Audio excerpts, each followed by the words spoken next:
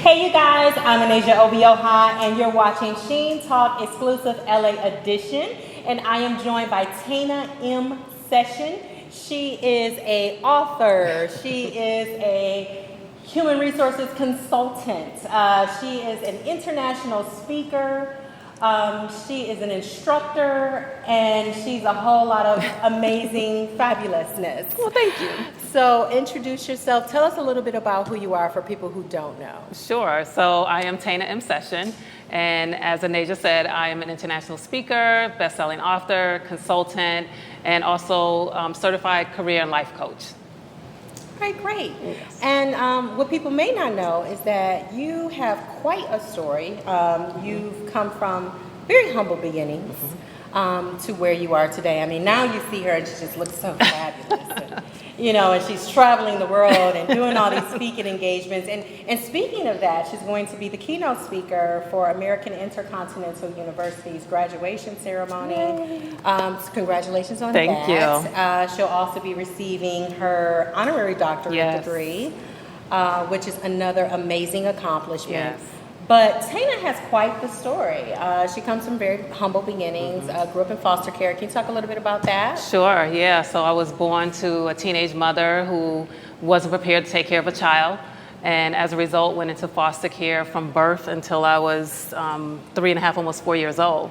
And fortunately, around that time, I was reunited with my maternal grandparents. So they were able to take me in, get guardianship of me from the foster family who was taking care of me. And we moved from New York to actually South Carolina. And I spent most of my youth there until I was about 15, 16 years old, reconnected with my father and moved back to New York to live with him. And that was a bad decision because even at that age, he still wasn't prepared to be a parent.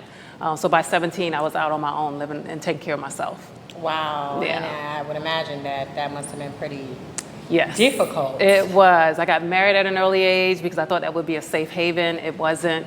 As a result of getting divorced at the age of 20, ended up being homeless, having to start all over again. Got married again years later in my mid-20s. That marriage lasted for about 11 years. As a result, I have a son. But at the end of that marriage, also being divorced, ended up homeless and on welfare, but this time with a child. Wow, so I had a small child to take hard. care of. Yeah, it was very difficult. Luckily, I had friends who let me stay on sofas and air mattresses until I was able to get my feet underneath me. But it took a while for me to find a job, and I didn't have a degree at the time actually, so I can only get administrative assistant or receptionist type roles. And again, just having a child, I knew I needed to do something different. But there's somebody I'm pretty sure who's out there that's in that same situation, and they're feeling probably like really down on their luck, and maybe they are a single parent and they have no money, and jobs are not being offered. Yeah. What is the motivation, or what inspires you to do something when you're getting a bunch of no's and doors closed on you? I had to learn, first of all, that not to take it personal. The main thing I had to realize was that a no just meant not now versus a definitive, this is it, stop. Yeah. So that no, I had to realize all those small no's were always leading me to a bigger yes. And that's what led me to, I actually went back to school, finished up my undergrad, then went immediately into a master's program. And within a 7-year period, I was able to go from an admin assistant to a vice president of human resources. Now, I heard a lot of no's during that time, but I had a goal set for myself, and I knew what type of lifestyle I wanted for my son as a single parent. So I knew I couldn't do that staying on a salary of an admin assistant. And the only thing that was really stopping me was me. So I had to get out of my own way. Great. Say that again. I had to get out of my own way, change my mind around being a victim. Understanding that the circumstances that I was in, I had some accountability in that because of choices I made, whether it was choices in men, choices in jobs, etc.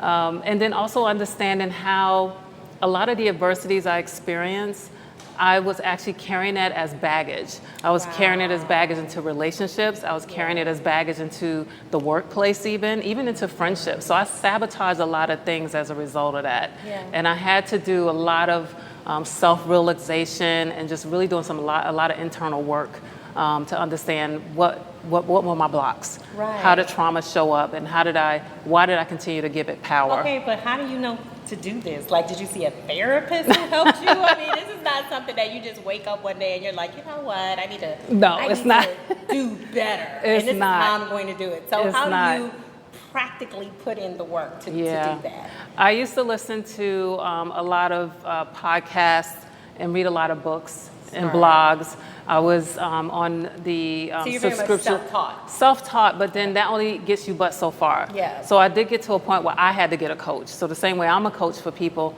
I had to find a coach that could help me kind of get past that burden. Now I did do therapy. I did therapy when my parents passed away. I did therapy when I went through my second divorce. And that helped also identify what were some of these things I was really bringing into these relationships, and how was I showing up that was attracting that type of energy. Wow. And then from there, the coach really helped me take it to another level where it really got under the surface. And what I was able to do was give a name to my trauma. I was able to give a name to my adversities. And she is 4-year-old Tana. Wow. So 4-year-old Tana would show up in different ways and control my life, my relationships, my money. Was 4-year-olds when you transitioned from your foster home back to your family? Yeah. So I was like starting all over It was again. starting all over with people I really didn't know. Right. I experienced molestation and abuse, and all of those were really things that 4-year-old Tana was holding on to. Wow. And I had to learn I gave her a name because I wanted to know when that trigger happens, know what that is and identify it, and then be able to compartmentalize it and put it in the right place. Like, okay, this is not the time for you to have a temper tantrum. This is not the time for you to react because you feel like, you're being rejected, or you've been abandoned, or you've been told no. All of those reactions were what drove me into bad decisions. So now I have a name for her. I know who she is when she shows up. I acknowledge her, and then I put her away. And then big girl Tana shows up. Well, good. We're so glad. We're so glad she big girl did. Tana. And big girl Tana's doing very big things. That's right. That's right. So I guess it sounds like it's normal to sometimes have, some backslides and to go back into that. That's normal. Absolutely. For people who may feel like, oh no, I failed because, I had a mishap or something failed. Mm-hmm. But I guess the message is to just keep pushing. Keep pushing. Keep moving forward. It is so worth it in the end. Yeah, I mean, when I look back over everything I've experienced and to where I am now, I mean, it's almost surreal. But I know I also had a plan for my life. I had a vision for what I wanted to do ever since I was little. Mm-hmm. And I have friends all the time that ask, Tana, how do you stay so driven? How do you stay so motivated? What drives you?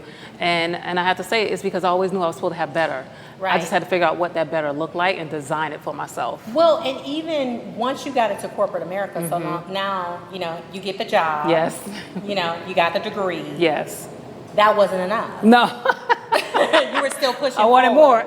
You wanted more. Because you'd said, okay, so now I've got this big, HR job. I'm no longer the administrative assistant. Yep. Now I'm going from administrative assistant to HR manager, HR vice Director, president, vice HR, president. you're moving on and on. Yep. And then that wasn't enough. Right. I'm greedy. Then you push yourself to do more. I did. So at that point at what point did you say, corporate is, I'm beyond corporate. Yeah. I'm ready to do my own That's thing right. now. How did that happen? And how did you transition? It was the scariest thing because you're right. I fought through so many things to get to that position where I had the big desk, the corner office, the big salary, the expense account. And on the outside looking in, I was successful. And everyone in my family knew me as successful. But I felt almost like I was an imposter because I felt I wasn't really showing up as my true self. And I felt I had more to offer, but I was confined by corporate. So there were certain things I couldn't do to help employees, certain things I couldn't do or say even because it would put the company at risk. Wow. And then there were conversations happening around me at that level where I didn't feel comfortable. So I decided I wanted to take a 3-month leave of absence and decide if I could start my own business. And I remember when I told my husband, I said, I don't want to wake up 50 one day and hate my life. This is the time for me to do it.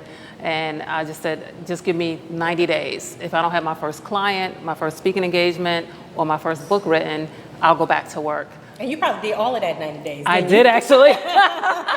You stole my thunder. Yes, You had the book done. I did. Yep. Had your first client. Yes. And your first speaking engagement. I did. I haven't looked back. And I turned 50 in February, and I'm not miserable. 50 and fabulous. Thank you. I may say. So this has been really, really enlightening. Thank you. What is your last takeaway? As someone who's going through this, how can they find Tana? How can they reach out to you? Because this is what you do as a coach, right? You absolutely. kind of help people who are going through this transition get to where they need to be. So how can folks find you if they want to reach out? So every platform on social media is Tana M Session. My website is tanamsession.com. So I'll make it easy and consistent. So that's TANAMSESSION, and that's across all social media platforms. Excellent. And congratulations on being nominated as a Los Angeles Business Journal. It's a Women's Business Leadership Award. Yes, thank you. So that speaks volumes to all the great work that you're doing. Thank you. Congratulations. Thank you. And keep moving forward. I will. All right.